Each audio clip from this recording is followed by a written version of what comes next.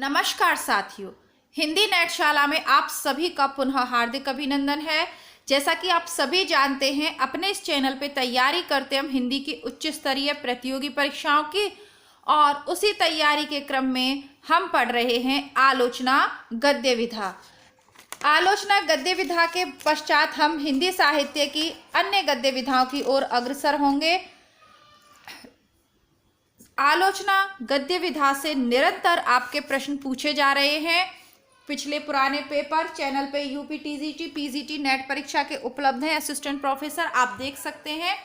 तो आज की कक्षा में हम जो आलोचना पढ़ेंगे वह रहेगी शुक्लोत्तर युग की आलोचना, यानी शुक्ल युग तक की आलोचना और आलोचनाकार, उनकी प्रमुख ग्रंथ हमने देख लिए। आज हम जानेंगे कि शुक्लोत्तर युग के बाद किन किन आलोचकों ने ग्रंथ लिखे और उसका आधार क्या रहा, उनकी प्रसिद्धि का कारण क्या रहा और वो क्यों प्रसिद्ध रहे और प्रसिद्ध ग्रंथ कौन कौन से हैं। सबसे पहले आचार्य शांति प्रिय द्विवेदी महत्वपूर्ण प्रभाववादी समीक्षक हैं। तो आपका प्रश्न इसी तरीके से बनता है कि प्रभाववादी समीक्षक कौन हैं, छायावादी समीक्षक कौन हैं, और इसके अलावा मतलब कई तरीके से आपको अलग अलग विभागों में इनको भी विभक्त कर दिया गया।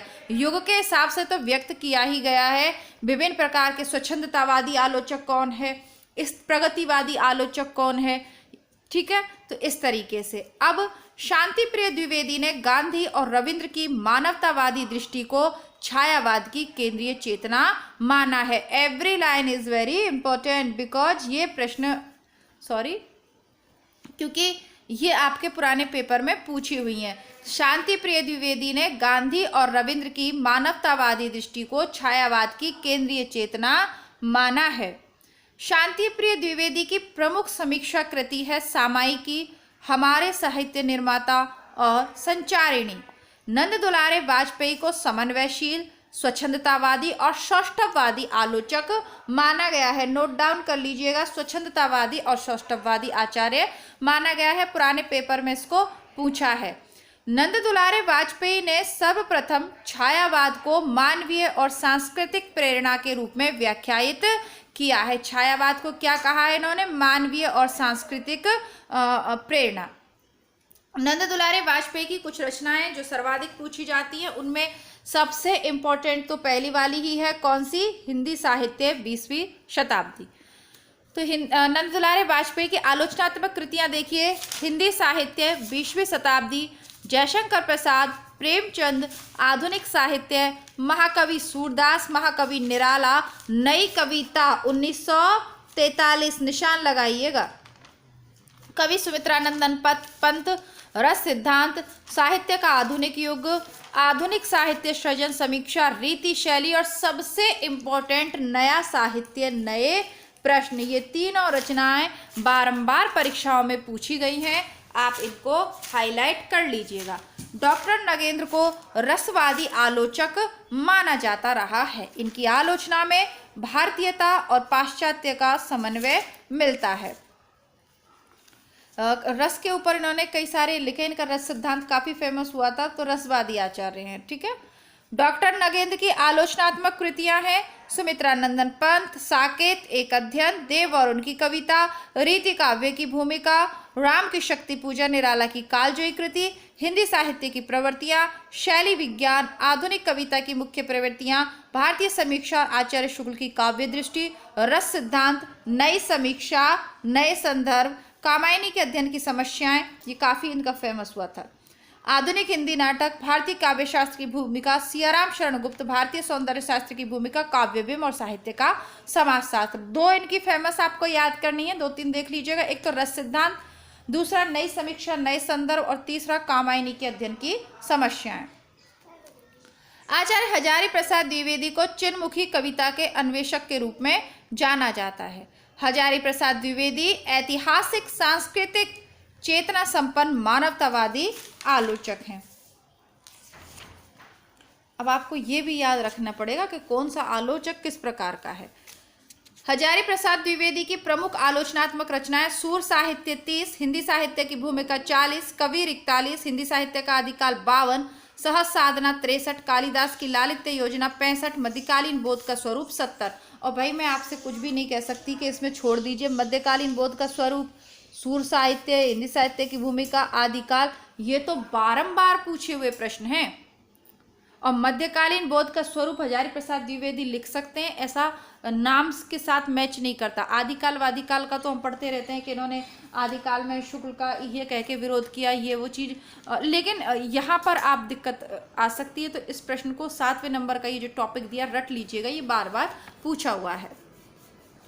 अब शुक्लोत्तर युग के अन्य आलोचक देख लेते हैं। अन्य आलोचकों से कहने पर बढ़ने से पहले मैं आपसे कहना चाहूँगी कि अभी आप चैनल पर नए हैं, पहली बार चैनल पे हैं, तो आप भारतवर्ष की किसी भी प्रतियोगी परीक्षा की तैयारी कर रहे हो, आपके जो सिलेबस हैं उन सब में जो रचनाएं लगी हुई हैं वो प्लेलिस्ट में उपलब्ध हैं। बार बार मैं आपसे अनुग्रह करती हूं कि प्लेलिस्ट को क्रमबद्ध रूप से प्रतिदिन चेक करिए। आप चैनल पे नए हैं, चैनल बहुत पहले से है, आपकी बहुत सारी विषय सामग्री आपको प्लेलिस्ट में मिल जाएगी।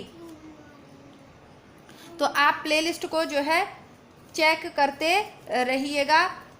और प्रतिदिन मैं यहाँ पर आपको नेटशाला पर वस्तुनिष्ठ इतिहास और प्रैक्टिस सेट के रूप में पुराना पेपर करवा रही हूँ। पूरी सीरीज हमारी चल रही है।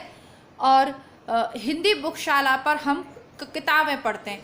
सरल इतिहास पुस्तक मैं आपको पढ़ा रही हूँ। यदि चैनल पे नए हैं तो हिंदी बुकशाला पर सरल इतिहास पुस्तक को तो मेरे साथ साथ पढ़िए। इसके अलावा उसकी प्लेलिस्ट चेक करके आप चाहे राजस्थान से हो, चाहे मध्य प्रदेश से हो, चाहे उत्तर प्रदेश से हो, उसको चेक करके वहाँ से अपने सिलेबस के अकॉर्डिंग बुक्स आप प्लेलिस्ट से पढ़ और सुन सकते हैं। तो आइए आगे बढ़ते हैं।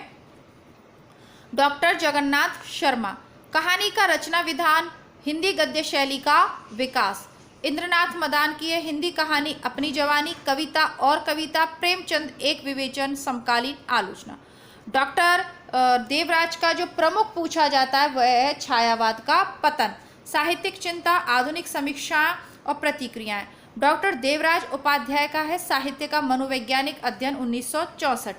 ईलाचंद्र जोशी का है साहित्य सर्जना 40, विवेचना 48, विश्लेषण 54, देखा परखा 57। नलिन विरोचन शर्मा का है दृष्टिकोण, मानदंड, साहित्य का इतिहास दर्शन, हिंदी उपन्यास, विशेषतः प्रेमचंद, दिनकर, उनकी काव्य कृतियां, छायावाद और प्रगतिवाद। तो ये इनके आलोचनात्मक ग्रंथ हैं। अब हिंदी आलोचना में ईलाचंद्र जोशी को मनोविश्लेषणवादी आलोचना का जनक माना जाता है। शुक्लोत्तर युग की महत्वपूर्ण शास्त्रीय समीक्षाएं निबंध, यानी आपके जो काव्य शास्त्र से संबंधित समीक्षात्मक ग्रंथ किस किसने लिखे वो देख लीजिए। डॉक्टर भागीरथ मिश्र का है काव्य शास्त्र 63 में, काव्य मनीषा 65, पाश्चात्य काव्य शास्त्र 68। राममूर्ति त्रिपाठी का है, भागीरथ मिश्र को तो आप जानते ही हैं, हिंदी के प्रमुख काव्य शास्त्री रहे। राममूर्ति त्रिपाठी का है औचित्य दर्शन, रस विमर्श, लक्षणा और उसका हिंदी काव्य में प्रसार, काव्य तत्व विमर्श, भारतीय काव्य शास्त्र के नए क्षितिज और भारतीय काव्य विमर्श। कुमार विमल सौंदर्य शास्त्र के तत्व 1967, लीलाधर गुप्त पाश्चात्य साहित्य लोचन के सिद्धांत 1962। डॉक्टर देवराज उपाध्याय रोमांटिक साहित्य शास्त्र 1951। डॉक्टर केसरी नारायण शुक्ल पाश्चात्य काव्य शास्त्र। डॉक्टर रविंद्र सहाय वर्मा पाश्चात्य साहित्यालोचन और हिंदी पर उसका प्रभाव। जगदीश चंद्र जैन पाश्चात्य समीक्षा दर्शन। शंकरदेव अवतरे काव्यांग प्रक्रिया, भागीरथ दीक्षित अभिनव साहित्य चिंतन, रवि प्रकाश हिंदी काव्य शास्त्र में रस स्वरूप, प्रेमकांत टंडन साधारणीकरण और सौंदर्यानुभूति के प्रमुख सिद्धांत, देवेंद्र नाथ शर्मा पाश्चात्य काव्य शास्त्र, विजेंद्र नाथ सिंह भारतीय काव्य समीक्षा में वक्रोक्ति सिद्धांत और शिव कुमार मिश्र मार्क्सवादी साहित्य चिंतन 1973।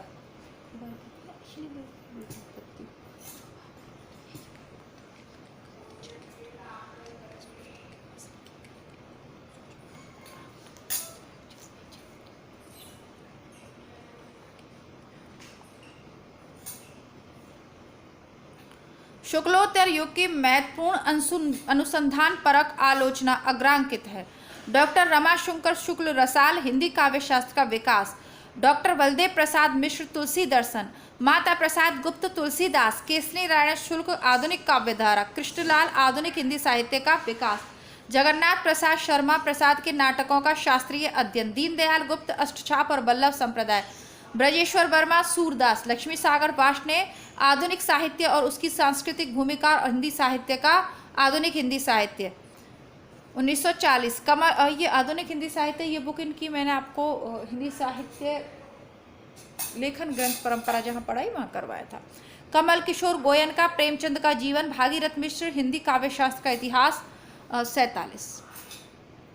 डॉक्टर कामिल बुल्के रामकथा उत्पत्ति एवं विकास, हीरालाल दीक्षित आचार्य केशव, भोलानाथ शंकर व्यास ध्वनि संप्रदाय सिद्धांत, धर्मवीर भारती सिद्ध साहित्य, डॉक्टर शंभू सिंह हिंदी में काव्य का स्वरूप विकास, देवराज उपाध्याय आधुनिक हिंदी कथा साहित्य और मनोविज्ञान, आनंद प्रसाद दीक्षित काव्य में रस, विनय मोहन प्रकाश हिंदी को मराठी संतों की देन, शिव प्रसाद सिंह सूर पूर्व ब्रज भाषा काव्य, उदय भानु सिंह तुलसी दर्शन मीमांसा, मनोहर काले आधुनिक हिंदी और मराठी काव्य शास्त्र का तुलनात्मक अध्ययन, विजयपाल सिंह केशव का आचार्य, श्री राम शर्मा दक्षिणी हिंदी का साहित्य, राममूर्ति त्रिपाठी हिंदी निर्गुण साहित्य में तांत्रिक दृष्टि का संचार।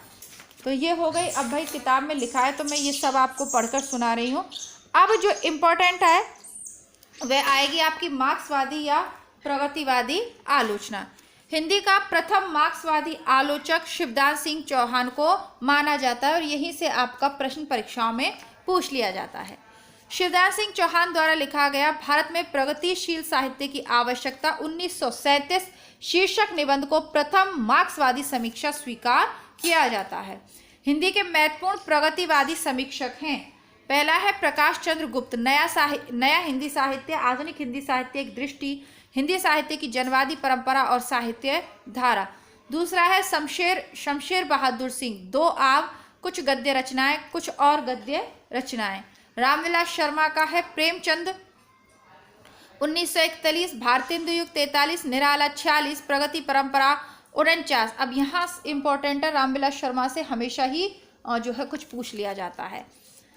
साहित्य और संस्कृति 49, प्रेमचंद और उनका युग 52, प्रगतिशील साहित्य की समस्याएं, आचार्य शुक्ल और हिंदी आलोचना 55, भाषा और समाज 61, साहित्य स्थायी मूल्य और मूल्यांकन 68, निराला की साहित्य साधना 3 भाग 69, 72, 76, भारतेंदु युग और हिंदी साहित्य का विकास परंपरा 75, महावीर प्रसाद द्विवेदी और हिंदी नवजागरण 77, नई कविता और अस्तित्ववाद 78, हिंदी जाति का साहित्य 86, भारतीय सौंदर्य बोध और तुलसीदास 2001। अब आप सभी जानते हैं कि जो है इनकी रचनाएं बहुत ज़्यादा पूछी जाती हैं। अब इसमें मैं इम्पोर्टेंट नहीं लगवाऊंगी, इनको प्रकाशन वर्ष सहित आप याद कर लें, मैं यही आपसे कह सकती हूँ।